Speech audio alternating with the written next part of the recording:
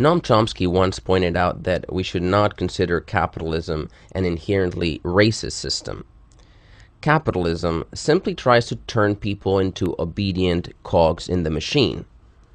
Sometimes racism works well for this, sometimes it does not.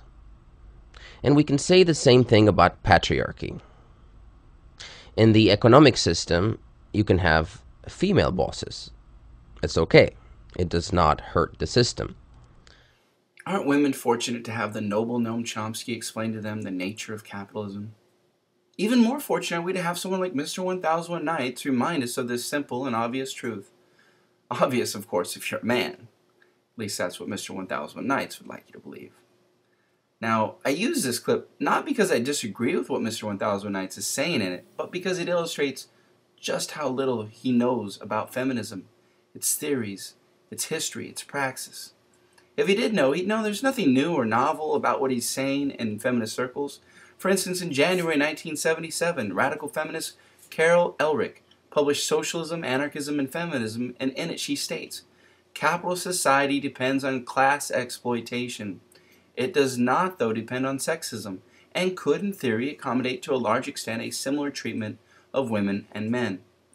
Even earlier, radical feminist Hannah Mitchell, active as a socialist and feminist around the early 20th century in England, lamented this obvious fact.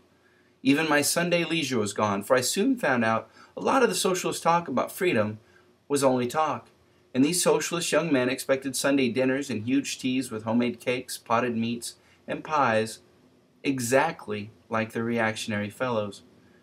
Anarchist women in Spain during 1936 didn't fare much better, and they had similar complaints, finding the female-male equality did not carry over well to intimate personal relationships. Martha Ackelsberg notes in her book Free Women of Spain that although equality for women and men was adopted officially by the Spanish anarchists as early as 1872, virtually all of my informants lamented that no matter how militant even the most committed anarchists were in the streets, they expected to be masters in their homes, a complaint echoed in many circles written in movement newspapers, magazines during the period. And we could move on to the policy of excluding women from trade unions here in this country. Although largely determined by competition depressing wages rather than sexist ideology also had a role to play.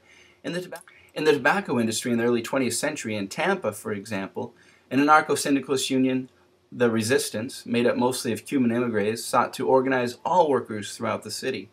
The syndicalist union was denounced both as unmanly and un-American by the Cigar Makers Industrial Union, which pursued exclusionary strategies and very reluctantly organized female workers into a separate and secondary section of the union. I could go on, but the idea that feminists have mistaken wage labor for patriarchy is complete rubbish. Not only have they been aware, they've been at the forefront of critical analysis within radical circles for well over a century, which leads me to a very critical point.